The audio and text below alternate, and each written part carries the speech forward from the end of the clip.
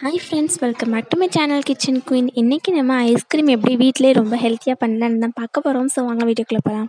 அதுக்கு முன்னாடி நம்ம சேனலை சப்ஸ்கிரைப் பண்ணாதவங்க சப்ஸ்கிரைப் பண்ணிக்கோங்க. பக்கத்தில் இருக்க பெல் ஐக்கானையும் டேப் பண்ணிக்கோங்க. அப்போ தான் நான் போகிறப்போ ஒரு வீடியோக்கு நோட்டிஃபிகேஷன் வரும். இப்போ வாங்க வீடியோக்குள்ளே போகலாம். ஃபஸ்ட்டு நம்ம ஒரு பேக்கெட் பிஸ்கட் எடுத்துகிட்டு அது எல்லாத்தையும் நல்லா கிரைண்ட் பண்ணி எடுத்துக்கலாம். உங்களுக்கு எந்த ஃப்ளேவர் வேணுமோ நீங்கள் அந்த பிஸ்கட் எடுத்துக்கலாம்.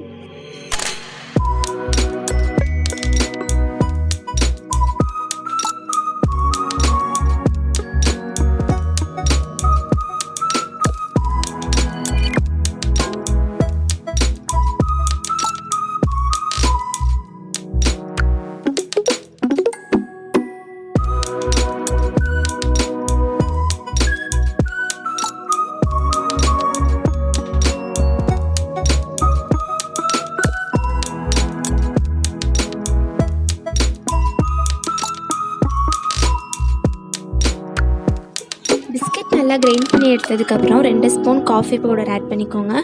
இது கூடவே 7 டீஸ்பூன் சுகரை ஆட் பண்ணிவிட்டு எல்லாத்தையும் நல்லா கிரைண்ட் பண்ணி எடுத்துக்கோங்க. உங்களுக்கு எந்த காஃபி பவுடர் வேணாலும் நீங்கள் எடுத்துக்கலாம்.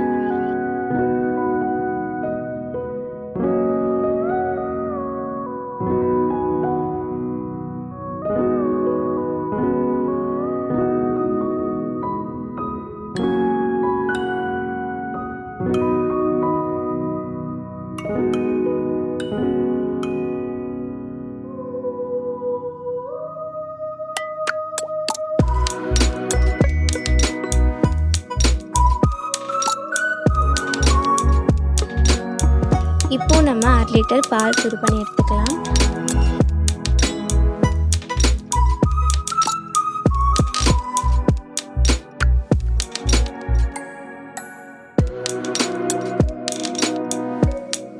பால் நல்லா சூடானதுக்கப்புறம் நம்ம கிரைண்ட் பண்ணி வச்சுருக்க மிக்ஸையும் இது கூட ஆட் பண்ணிவிட்டு எல்லாத்தையும் நல்லா மிக்ஸ் பண்ணி விட்டுட்டே இருக்கணும். அது கெட்டியாக வராத அளவுக்கு நல்லா மிக்ஸ் பண்ணி விட்டுட்டே இருங்க.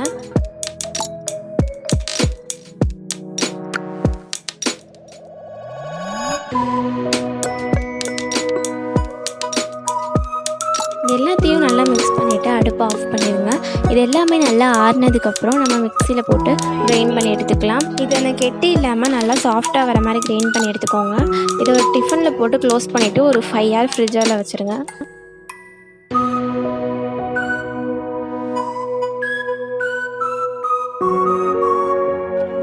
ஃப்ரிட்ஜில் வச்சுட்டு எடுத்துகிட்டு திருப்பியும் அதை நல்லா கிரைண்ட் பண்ணி எடுத்துக்கோங்க. நல்லா சாஃப்டாக கிரைண்ட் பண்ணி எடுத்துகிட்டு திருப்பியும் அதே டிஃபனில் மறுபடியும் ஃப்ரீசரில் வச்சுருங்க. 8 hours வரைக்கும் வைக்கணும்.